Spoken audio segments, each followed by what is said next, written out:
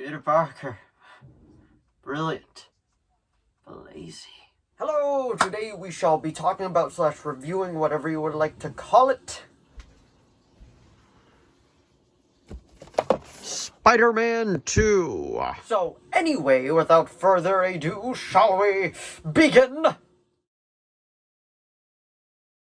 Peter Parker and the girlfriend. So, if you could probably guess by now, even though you probably saw it on the title video and the thumbnail, we're going to be reviewing Sam Raimi's Spider-Man 2. Now, this comes with 2 editions. It comes with the normal theatrical version, and it comes with Spider-Man 2.1. I'll talk a little bit about the extended cut and all that, but I gotta say the theatrical is probably better, but this does come with a couple of fun scenes, which we'll get to. But anyway, this is a direct sequel to the first Spider-Man movie, which I did do a review for.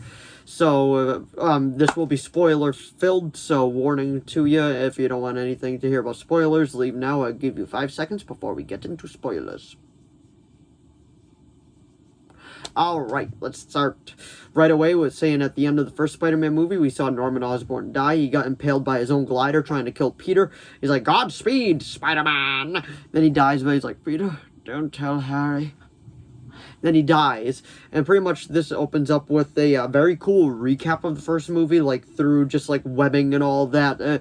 It's one of the most unique ways I've actually seen to recap a movie and all that, because technically speaking, like you could say this is like episodes, like it's a 3-episode arc, even though it's supposed to be 4, but just to give you an idea, the theatrical version runs at 127 minutes, so 2 hours and 7 minutes, while the extended cut runs at 136 minutes, so 2 hours and 16 minutes. So you can kind of tell the difference. There is some additional footage, but there's also different scenes too. So if you remember, there's one scene at the beginning where Peter's working as a like a pizza delivery man on a bike, and his boss is like, you have 10 minutes to get there or you're fired. And then he's just standing there and he's like, go! And but in the extended cut, he's like, you have 10 minutes, go!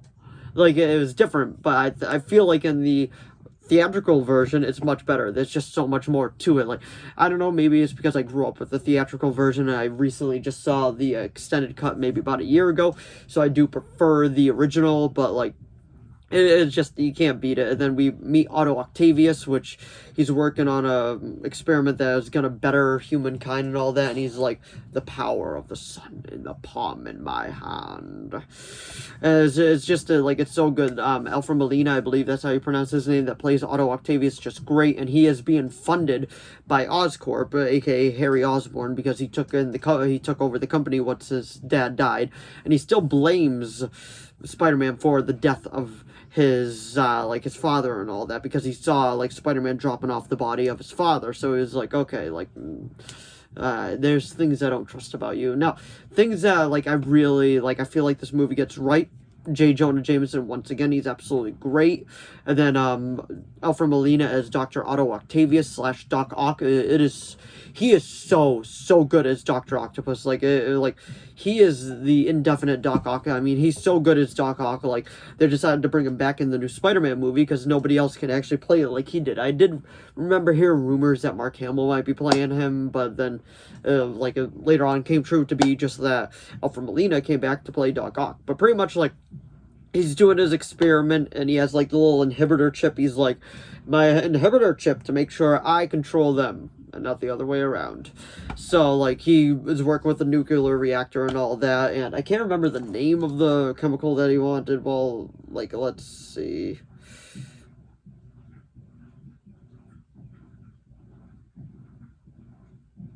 It doesn't say on the back. Uranium? No, it's not. Let me know down in the comments below the name of it, because that's gonna bother me, but I want to like continue talking about the movie. But anyway, like, he goes, like, he gets his apple, he's like, and then he just passes out. And then the next scene is him in the hospital, like, they're gonna remove the arms from him with like surgical saws and all that. And I gotta say, this scene is amazing with how they do it. Like, it is legit a horror movie, but Sam Raimi's also known for horror movies. He did Evil Dead, Army of Darkness, Drag Me to Hell. He did those types of movies. So seeing this little scene of horror within the Spider-Man universe was just absolutely fantastic. And like, the part where like the arms is just attacking everybody, and then that lady is like, ah! and then you can hear the nails screeching on the linoleum. Is just it's so gross, but like it's so well done. And then he has a couple fights with Spider-Man. The best fight scene is definitely the bridge. Not the bridge, sorry, the train. The train is just so well done. Just the way that's going back and forth from inside the train to outside the train to him breaking it. And he's like, you have a train to catch. And he jumps off, and then later on, Harry offers him like what he wants to actually finish. I'm gonna look. So I looked it up because it was bothering the hell out of me. It was called tritium, because he just wanted more of that to finish what he started. Because there was that one scene after like everything kind of went to hell, and he was like, "Nothing will stand in our way, nothing," because they start talking to him because the inhibitor chip is gone. So they start kind of controlling his mind and all that. And like, this is one movie that actually showed him truly like descending into like that mad scientist type, because he was a good guy to begin with, and he was like, Peter Parker, brilliant, but lazy. And then he like, this is also the movie where he decides to give up the cowl and all that. And I gotta say, the way that they decide to do it is like really well done. Like, you could say like it's kind of weird, like he just decides, like he starts losing his powers because like he doesn't believe that he's Spider-Man anymore. But it's more or less like how you decide to take it. It didn't bother me, and you gotta love the song when he's like being all like dorky and like living his best life, and it's like raindrops keep dropping on my head, they keep dropping, to the point where it just does a freeze frame, and he's like, it's just so much fun. Like how serious this movie can be, how corny this movie can be. It's just absolutely just amazing. I absolutely just love this movie. The first one is awesome, but this is definitely the best one out of the trilogy. You cannot go wrong with Spider-Man 2. Like, from the story to everything, to Aunt May's speech when Peter's trying to find his comics and all that, and she's like, people love a hero, they just stand, I don't know why I went that accent, she's like, people love a hero, they just stand in line in the rain to just get a glimpse of him, to know the one person that told them to hold on to hope. And I'm like, I like, this movie is just so good. Like, I can't get enough of it. It's like, it's just that good. Like, you cannot go wrong with Spider-Man 2, from the acting to the directing to the storyline. This is by far the best Spider-Man movie ever made, in my personal opinion, to the point where, like, at the end, major spoiler alert, but I already gave you a spoiler alert in the beginning, to the point where he was having this big, like, end fight with Doc Ock, and then Doc Ock was like, after he beat the shit out of him, Doc Ock was just like, and then the arms started talking to him, he's like, and then he was like, Peter Parker, brilliant, but lazy. And he's like, listen to me now, listen to me now, to like the arms, and it's just, it is so well done. Like, I absolutely just love like every actor in this absolutely kills it. Mary Jane is like, she's a little heavy in this, and I don't mean like fat or anything, I just mean like the way that they feature in this storyline. Not as bad as Spider-Man 3, but she is like, they feature her a little heavy in this, but definitely not as bad as Spider-Man 3. The first one, I feel like she was handled the best because she was just the original love interest, but they also brought Gwen Stacy into the other one too, so like, that is what it is. But anyway, like, I gotta say, just everything this movie does is so well. Like, the way that he sacrifices himself at the end to like his reactor that he made, because how you put sacrifices himself in quotations, because we recently found out that this is going to be a continuation in the new Spider-Man movie that's going to literally open up with where he supposedly drowned in the river. But we obviously know, like, comic book logic, nobody is actually really dead besides Tommy from Arrow. He's dead.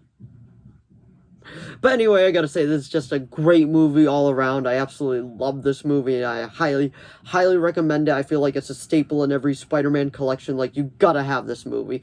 And one of the changes I would say was for the better in the extended cut was definitely when J. Jonah Jameson decided to try on the Spider-Man suit and he was jumping around the office. I thought that was so funny. But one of the other changes, like, I don't think was as good, I gotta say, is the one where he's in the elevator with that guy, and the guy's just rattling off new ideas and all that. I feel like in the theatrical one, it was a lot funnier and a lot better handled, while the one in the extended cut was okay, but it wasn't anything great. But this movie is definitely a 9 out of 10 for me. It is just an amazing Spider-Man movie, no pun intended.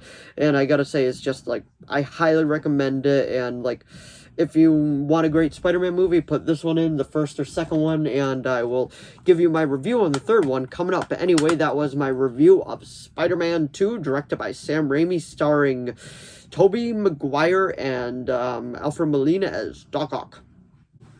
So if you enjoyed this video, please give it a like and a subscribe so I know to keep making more of these. If you have any video requests, please put them down in the comments below.